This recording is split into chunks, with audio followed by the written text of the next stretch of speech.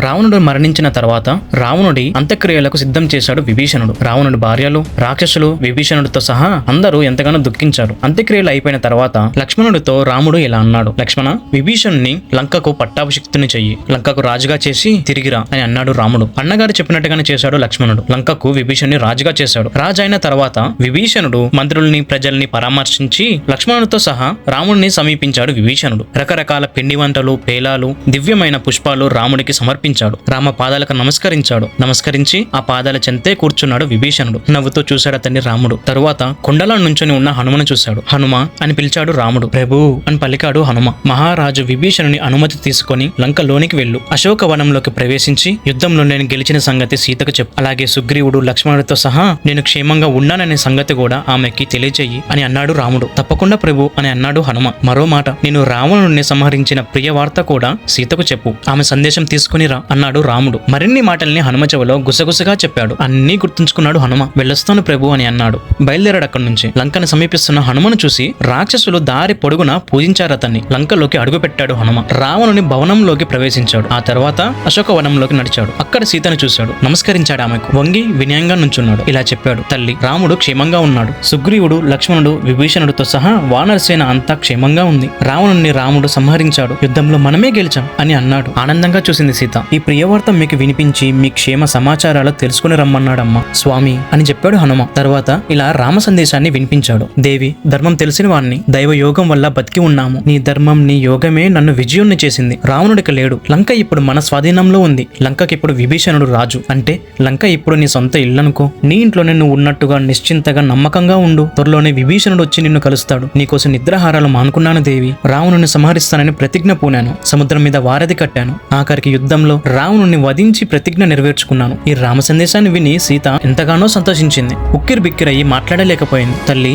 అని పిలిచాడు హనుమ. ఆనంద బాష్పాలతో సీత ఇలా అంది: హనుమ, ఎంతటి ప్రియమైన వార్త చెప్పావు. వెండి, బంగారాలు, వజ్ర వైడూర్యాలు, సామ్రాజ్యాలు ఏవి ఈ వార్తకు సాటి రావు. ఇలాంటి వార్త చెప్పిన నిన్ను సన్మానించేందుకు ఏవి ఈ భూమి మీద ఖరీదైనవి కనిపించటం లేదు నాకు అన్నది సీత. అమ్మా అని అంజలి బంధంతో నిల్చున్నాడు హనుమ. హనుమ ఎప్పుడు ఏది మాట్లాడాలో, ఎలా మాట్లాడాలో లక్షణయుక్తంగా, మధురంగా, గుణవంతంగా, అష్టాంగ బుద్ధితో మాట్లాడటం నీకే చెల్లిందయ్యా. పరమ ధార్మికుడివి. బలం, శౌర్యం, శాస్త్రజ్ఞానం, సత్యం, విక్రమం, సామర్థ్యం, తేజస్సు, ఓర్పు, ధృతి, ధైర్యం, వినయం, గొప్ప గుణాలన్నీ ఉన్నాయి. హనుమను అమ్మ మెచ్చుకున్నది. తనను మెచ్చుకోవడంతో పొంగిపోయాడు హనుమ. ఆమెను చుట్టూ ఉన్న రాక్షస స్త్రీలను చూశాడు. సీతమ్మ తనని మరింత సంతోష పెట్టేందుకు ఇలా అన్నాడు హనుమ. అమ్మ, ఈ రాక్షస స్త్రీలు నిన్ను బాగా బెదిరించి ఉంటారు. అనరాని మాటలు అని ఉంటాడు. పెట్టరాని పాటలు పెట్టి ఉంటారు. ఇక ఉపేక్షించను, సెలవిప్పించండి. వెళ్లి వీళ్ళందరినీ నామరూపాలు లేకుండా చేస్తాను అన్నాడు. సన్నగా నవ్వుతూ తప్పు అన్నట్టుగా తల ఊపింది సీత. నాయనా, వీళ్ళంతా పరివారు, పరాధీనులు. రాజు ఏం చెప్తే అది చేస్తారు. రాజు చెప్పింది చేయలేదనుకో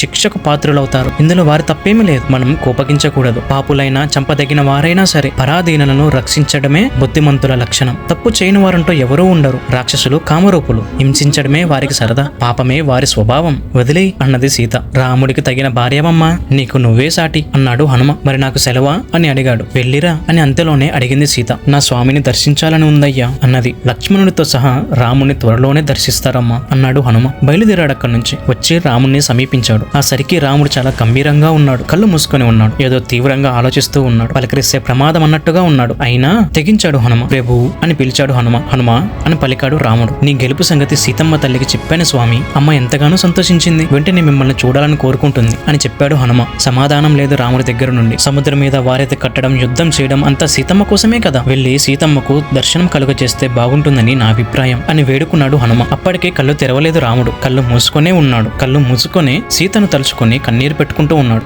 దుఃఖిస్తున్న రామును చూసి కలవరపడ్డారంతా. పెద్దగా నిట్టూర్పు విడిచాడు రాముడు. కళ్ళు తెరిచి ఇటుగా ఉన్న విభీషణ్ను చూశాడు. ఇలా చెప్పాడు: విభీషణ, వెళ్లి సీతను అలంకరించి నా దగ్గరకు తీసుకునిరా అని ఆజ్ఞాపించాడు రాముడు. ఆజ్ఞను పాటిస్తూ విభీషణుడు వెళ్లి సీతమ్మ వస్తూనే ఉంటే రాక్షసులు, వానరులు ఎగబడి చూశారు సీతమ్మ ఎలా ఉంటుందా అని. అందరూ ఎగబడుతూ తోపులాటలో ఉండగా విభీషణుడు మరియు అతని భటులు అందరిని తరుముతూ కొడుతూ ఉండగా చూశాడు రాముడు. కోపంతో రగిలిపోయాడు. విభీషణ్ణి పిలిచి ఇలా గద్దించాడు రాముడు. ఏమిటిది? ఎందుకు వాళ్ళని తరుముతున్నావు? వాళ్ళంతా నా వాళ్ళు. నా వాళ్ళను నా అనుమతి లేకుండా నువ్వు బాధించడం నేను తట్టుకోలేకపోతున్నాను. తప్పు చేస్తున్నావు. సీతను చూడాలని ఉత్సాహపడుతున్నావు. సహజం అది. అందుకు వారిని తప్పు పట్టడం, తరిమి కుట్టడం పద్ధతి కాదు. అయినా మేడలు, ప్రాకారాలు, పట్టు పీఠాంబరాలు, ఈ రాజ్య మర్యాదలు వస్త్రములు స్త్రీలకు ఆవరణం కావు, వారి సదాచారమే వారికి ఆవరణం. యుద్ధ రంగంలోను, యజ్ఞాల్లోను, స్వయం వరంలోను, వివాహంలోను కష్టాలు కలిగినప్పుడు, రాజ్యం సంక్షోభం చెందినప్పుడు క్షత్రియ స్త్రీలు అందరికీ కనపడవచ్చు. అందులో తప్పు లేదు. సీత ఇప్పుడు యుద్ధ రంగంలో ఉంది, కష్టంలో ఉంది, పైగా భర్తను అయిన నన్ను సమీపిస్తున్నది. ఇప్పుడు ఆమెను చూడడంలో దోషం లేదు. వారంతా చూస్తూ ఉండగానే సీతను నా దగ్గరికి తీసుకుని రా, ప్రజలు రాణిని చూడడంలో అభ్యంతరం లేదు అన్నాడు రాముడు. సరేనన్నాడు విభీషణుడు. వెళ్లి సీతమ్మకు సంగతంతా చెప్పి వెంటబెట్టుకుని వచ్చాడు. అంతలో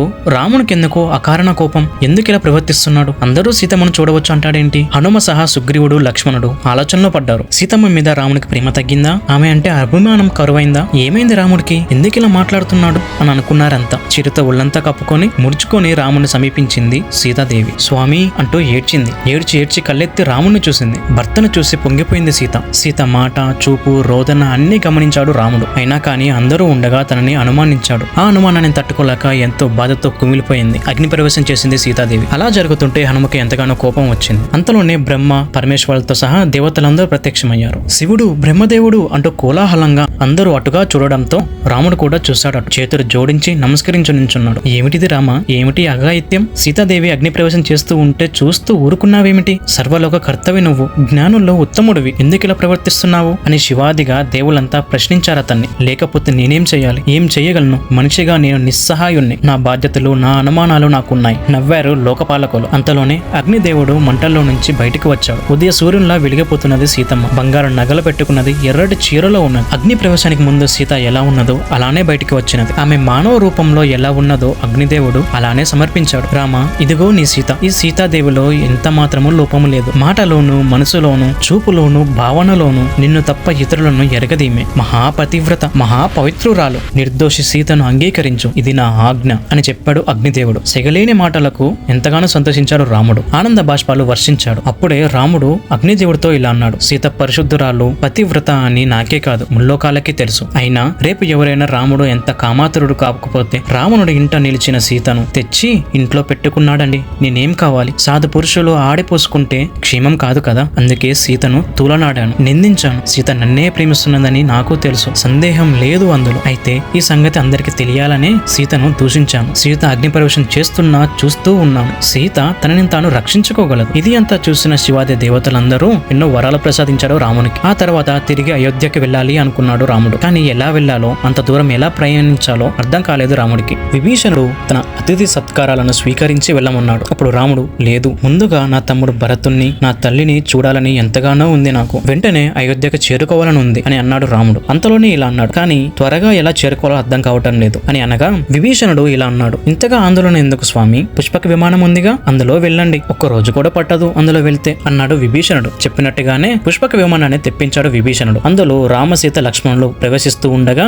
హనుమ సుగ్రీవులు ఇలా అన్నారు, ప్రభు, మేము కూడా మీతో పాటు వస్తాం. మీ పట్టాభిషేకాన్ని చూడాలనుకుంటున్నాము. దయచేసి మమ్మల్ని కూడా మీతో అనుగ్రహించండి అని అడిగారు. రాముడు, సీత అంగీకరించారు. వాళ్ళతో పాటుగా హనుమ, సుగ్రీవుడు, జాంబవంతుడు అయోధ్యకు వెళ్లేందుకు పుష్పక విమానాన్ని అధిరోహించారు. దారిలో వెళుతూ ఉండగా రాముడు సీతాదేవికి జరిగిందంతా చెప్పుకుని వచ్చాడు. దారి పొడవునా ఏమేం జరిగిందో, రామసేతువును కట్టడం, గుహుణ్ణి కలవడం, వాలిని సంహరించడం అన్ని చెప్పుకుంటూ వచ్చాడు. అదిగదిగో ఆ ఒడ్డునే ఉన్నది అయోధ్య అనగానే హనుమ, సుగ్రీవులు ఆదిగా ఎగబడి చూశారు. సీత సహా అయోధ్యకి నమస్కరించారు. అప్పుడే భరద్వాజ ఆశ్రమం దగ్గర పుష్పక విమానాన్ని నిలిపివేశాడు రాముడు. ఆశ్రమంలోకి ప్రవేశించి భరద్వాజునికి నమస్కరించాడు. మునీంద్ర, మీరు క్షేమమే కదా అని అడిగాడు. క్షేమమే అని అన్నాడు భరద్వాజుడు. అయోధ్య క్షేమమే కదా అని అడిగాడు రాముడు. భరతుని పరిపాలన ఎలా ఉంది? నా తల్లులు ముగ్గురు జీవించి ఉన్నారు కదా అని అడిగాడు రాముడు. అంతా క్షేమంగా ఉన్నారు అని చెప్పాడు భరద్వాజుడు. అయోధ్య గురించి, భరతుని గురించి ఆలోచించాడు రాముడు. హనుమను పిలిచి ఇలా చెప్పాడు, హనుమ, నువ్వు అయోధ్యకు వెళ్ళాలి. అక్కడ నా తల్లుల క్షేమ సమాచారాలు తెలుసుకోవాలి. అయోధ్యకు వెళ్లే దారిలో ముందు నీకు శృంగబేరిపురం తగులుతుంది. అక్కడ కిరాతరాజు గుహుడుంటాడు. అతడు నా స్నేహితుడు. అతనికి నా కుశల వార్త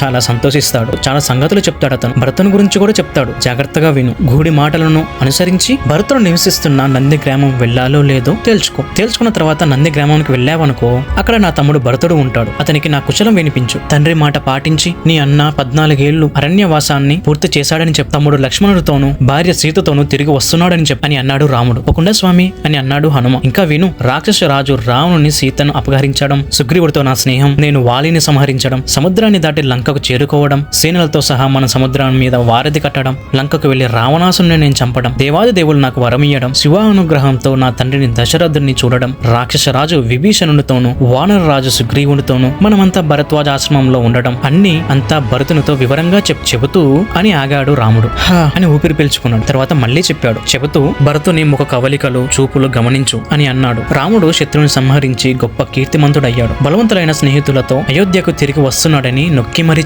భరతుని మనసులో మాట కనిపెట్టి అతని చూపులను బట్టి మాటలను బట్టి అతన్ని మాట్లాడే విధానాన్ని బట్టి భరతుని లోపల భావాన్ని గ్రహించు. ఎందుకు ఇలా చెప్తున్నానంటే అయోధ్య సమృద్ధిగా ఉంది. ఆ రాజ్యానికి దేనికి కొదవలేదు. అలాంటి రాజ్యం ఎవరిని ఆకర్షించకుండా ఉంటుందా చెప్పు. ఇన్నాళ్ళు రాజ్యం అనుభవించిన కారణంగా ఇక మీదట కూడా రాజ్యాన్ని పాలిద్దాం అనుకుంటున్నాడేమో. ఆ అభిలాష అతనికి ఉంటే అతన్నే రాజ్యం పాలించని మనకొద్దు అన్నాడు రాముడు. స్వామి అని ఆశ్చర్యపోయాడు హనుమ. హనుమ, ఆధ్యాత్మిక సంపదే అసలైన సంపద. ఆనందానికి అదే మూలం. ఏదైనా ఇవ్వడంలో ఉన్న ఆనందం పొందడంలో ఉండదయ్యా. అవతలి వారికి ఆనందం కలిగించేందుకు మనం ప్రయత్నిస్తే ఆ ఆనందం అక్కడితో ఆగిపోదు. మన దాకా వస్తుంది, మనల్ని తరింపచేస్తుంది. మనం ఆనందంగా ఉంటే ఇతరులను కూడా భాగస్వామ్యం చేయాలందులో. 10 మందితో పంచుకునేదే ఆనందం, 10 మందిని పెంచుకునేదే ఆనందం. గుర్తుపెట్టుకో అని చెప్పాడు రాముడు. ఒకవేళ భరతుడు రాజ్యాన్ని కోరుకుంటున్నాడని నువ్వు గ్రహించావో వెంటనే అక్కడి నుంచి బయలుదేరి రా. నేను అయోధ్యకు చేరక ముందే నువ్వు ఇక్కడ ఉండాలి. ఇక్కడికి చేరుకోవాలి. నాకు ఈ సహాయం చేసి పెట్టు అన్నాడు రాముడు. చేతులు జోడించి నమస్కరిస్తున్నుంచున్న హనుమ చేతులు పట్టుకున్నాడు రాముడు. హనుమకంతా అర్థమైంది. రాముని పాదాలకు నమస్కరించి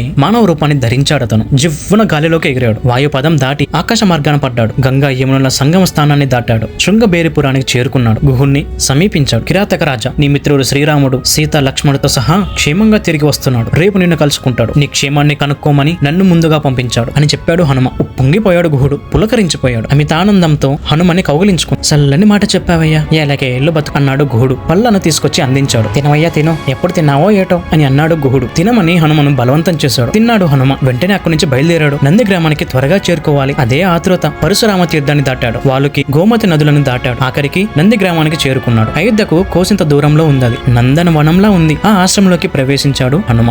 దీనంగా ఉన్న భరతుని చూశాడు. నారబట్టలు కట్టుకుని ఉన్నాడు భరతుడు. బాగా కృషించి ఉన్నాడు. దుమ్ము కొట్టుకుపోయి ఉన్నాడు. జడలు ధరించాడు. బ్రహ్మ ఋషులా ప్రకాశిస్తున్నాడు. అతనికి ఎదురుగా పాదుకలు ఉన్నాయి. అవి రామునివి. వాటిని పెట్టుకుని రాజ్యం చేస్తున్నాడు అతను. భరతుని సమీపించాడు హనుమ. చేతులు జోడించి అతనికి నమస్కరించాడు. అన్న రాముడు కోసమే కదా ఇదంతా. మీ అన్న వస్తున్నాడు. అతని నువ్వు త్వరలోనే చూడబోతున్నావు. రావణ సంహారం చేశాడు రాముడు. సీత లక్ష్మణులతో సహా తిరిగి వస్తున్నాడు. విభీష సుగ్రీవులతో సహా బలవంతులైన స్నేహితులతో దేవేంద్రుడిలా విరాజిల్లుతున్నాడు. వచ్చేస్తున్నాడు ఇక్కడికి అని చెప్పాడు హనుమ. అన్న రాముడు కరుణించాడు. వస్తున్నాడు అక్కడికి. ఆనందం పట్టలేకపోయాడు భరతుడు. ఆ తరువాత ఇంకా చాలా ఉంది. హనుమ అయోధ్యలో ఏం చేశాడో, మళ్ళీ రామ హనుమాన్ ఎవరితో యుద్ధం చేశారో, శ్రీరాముడిని నారదుడిని ఇరకాటంలో పెట్టిన నారదుడు అసలు ఏమైందో ఇక్కడ వరకు చూశారు కదా. వీడియో నచ్చింది కాబట్టి లైక్ చేయండి. నెక్స్ట్ ఎపిసోడ్ లో ఏమైందో మొత్తం వివరంగా చెప్పుకుందాం. ఇలాగే మీ కళ్ళ కట్టినట్టు మీ చెవులకు వినిపిస్తాను. See you soon in the next video. Till then, stay tuned.